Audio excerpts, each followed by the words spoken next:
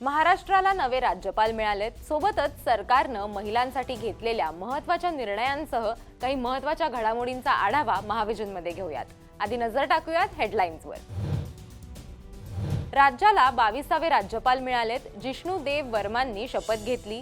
मुख्यमंत्र्यांसह दोनही उपमुख्यमंत्र्यांनी अभिनंदन केलं. महिलांच्या अर्थव्यवस्थेतील सहभागाने सशक्त महाराष्ट्र घडेल असा मुख्यमंत्र्यांचा विश्वास. सक्षम महिला सशक्त महाराष्ट्र कार्यक्रम उत्साहात साजरा. नॅशनल स्टॉक एक्सचेंजमध्ये नाशिक महापालिकेच्या ग्रीन बॉन्डचं लिस्टिंग झालं. भांडवली बाजारात प्रवेश. मुख्यमंत्र्यांनी कौतुक केलं. मुंबई महानगर क्षेत्रातील शासकीय महिला कर्मचाऱ्यांसाठी कम अर्ली गो अर्ली सवलत लागू करण्यात आली आहे. उपमुख्यमंत्री सुनेत्रा पवारांनी मोठी घोषणा केली. सर्व्हायकल कॅन्सर पासून संरक्षणासाठी HPV प्रतिबंधक लसीकरणाचा शुभारंभ झाला. एकनाथ शिंदेंनी मोहिमेचं कौतुक केलं.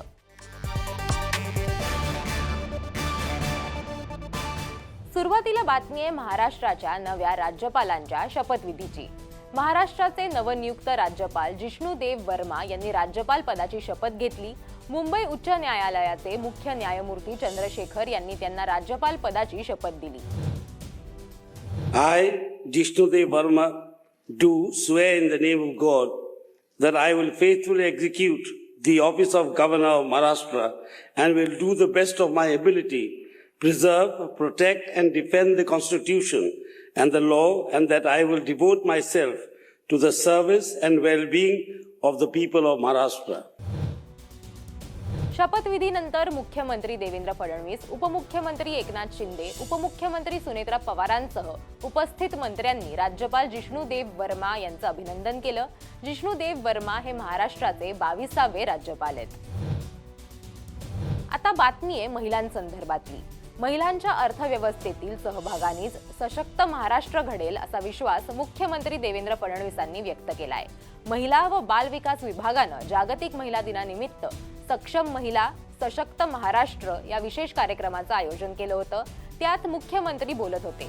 यावेळी त्यांनी विविध योजनांचा उल्लेख करत महिला सक्षमीकरणासाठी सरकारच्या कृतीशील पावलांबाबत माहिती दिली. गेल्या 2 वर्षांमध्ये आपण आमच्या 37 लाख लाडक्या बहिणींना लखपती दीदी बनवलेला आहे. जी भगिनी दरवर्षी 1 लाखापेक्षा जास्त पैसा कमवते तिला आपण लखपती दीदी म्हणतो. अशा 37 लाख लखपती दीदी आपल्या तयार झाल्या आहेत. 2026-27 मध्ये अजून 25 लाख बहिणींना लखपती दीदी बनवायचा आहे. हा केवळ एका महिलेला सक्षम करण्याचा कार्यक्रम नाहीये, तर त्यातनं एकूण अर्थचक्र हे पूर्ण परिवर्तित करण्याचा हा कार्यक्रम आहे. कार्यक्रमाला विधान परिषदेचे सभापती राम शिंदे, उपमुख्यमंत्री सुनेत्रा पवार, महिला व बाल विकास मंत्री अदिती तटकरे, राज्यमंत्री मेघना साकोरे बोर्डीकरांसह अनेक अधिकारी आणि महिला उपस्थित होत्या. यावेळी काही यशस्वी महिलांचा सन्मानही मान्यवरांच्या हस्ते करण्यात आला. आता एक वेगळीच बातमी आहे. नॅशनल स्टॉक एक्सचेंजमध्ये नाशिक महापालिकेच्या ग्रीन बॉन्डचं लिस्टिंग झालंय. हे लिस्टिंग मुख्यमंत्री देवेंद्र फडणवीस यांच्या हस्ते रिंगिंग बेल वाजवून करण्यात आलं. नाशिक महापालिकेनं आता भांडवली बाजारात प्रवेश केलाय. नाशिक महापालिकेप्रमाणे इनोव्हेटिव्ह फंड निर्माण करून विकासाला निश्चितच निधीचं बळ मिळेल असा विश्वास मुख्यमंत्र्यांनी व्यक्त केलाय. नाशिक महानगरपालिकेचं याकरता अभिनंदन आहे की या दोन्ही टप्प्यात प्रथम क्रमांक मिळवला आणि पहिले ग्रीन बॉन्ड्स प्रायव्हेट प्लेसमेंट आणि पब्लिक इश्यू दोन्ही नाशिक महानगरपालिकेने काढलेले आहेत. BKC इथल्या नॅशनल स्टॉक एक्सचेंजमध्ये हा कार्यक्रम पार पडला. यावेळी मंत्री गिरीश महाजनांसह इतर लोकप्रतिनिधी आणि अधिकारी उपस्थित होते. मुंबई महानगर क्षेत्रामध्ये काम करणाऱ्या सरकारी महिला कर्मचाऱ्यांसाठी एक आनंदाची बातमी आहे. या कर्मचाऱ्यांसाठी कम अर्ली गो अर्ली सवलत देण्याची मोठी घोषणा उपमुख्यमंत्री सुनेत्रा पवारांनी विधान परिषदेत केली आहे. आंतरराष्ट्रीय महिला दिनाच्या निमित्तानं विधान परिषदेत प्रस्तावावर झालेल्या विशेष चर्चेला सुनेत्रा पवारांनी उत्तर दिलं. कम अर्ली गो अर्ली या संकल्पनेअंतर्गत मुंबई महानगर क्षेत्रातील महिला कर्मचाऱ्यांना सकाळी 9:15 ते 9:45 या दरम्यान कार्यालयात लवकर घेऊन जितकी मिनिटे आधी कामकाज करतील तितकीच मिनिटे संध्याकाळी कार्यालयातून लवकर निघण्याची, म्हणजेच 30 मिनिटांची सवलत देण्यात येईल। या निर्णयामुळे गर्दीच्या वेळेत होणारी महिलांची गैरसोय नक्कीच कमी होण्यास मदत मिळणार आहे।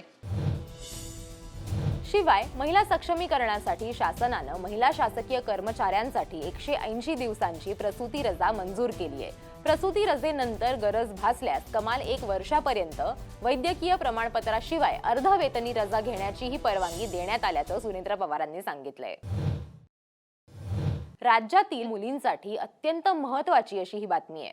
मुलींना गर्भाशय मुखाच्या अर्थातच सर्व्हायकल कॅन्सर पासून संरक्षणासाठी राज्य सरकारनं लसीकरण मोहीम सुरू केली आहे। 9 ते 14 वयोगटातील सुमारे 9,84,000 मुलींना HPV प्रतिबंधक लस देण्याच्या या मोहिमेचं उद्घाटन उपमुख्यमंत्री एकनाथ शिंदे यांनी केलं। 9 ते 14 वर्षाच्या मुलींना आपण ही HPV लस देणार आहोत। त्यामुळे नक्कीच कॅन्सरला आपण प्रतिबंध घालू शकतो, आळा घालू शकतो। अशा प्रकारच्या आजारांना प्रतिबंध घालणं आणि आपल्या लाडक्या बहिणींचा जीव वाचवणं याला कर्तव्य म्हणून आपण काम करतोय। HPV लसीकरण स्तुत्य पाऊल असल्याचं म्हटलं जातंय। जागतिक स्तरावरती कर्करोग हा गंभीर आरोग्य विषयक प्रश्न बनत असताना राज्य सरकार या संदर्भात सक्रिय पावलं उचलताना दिसतंय। या होत्या या आठवड्यातल्या काही महत्त्वाच्या बातम्या। तुम्हाला काय वाटतं ते आम्हाला कमेंट करून नक्की सांगा आणि बघत रहा मुंबई तक।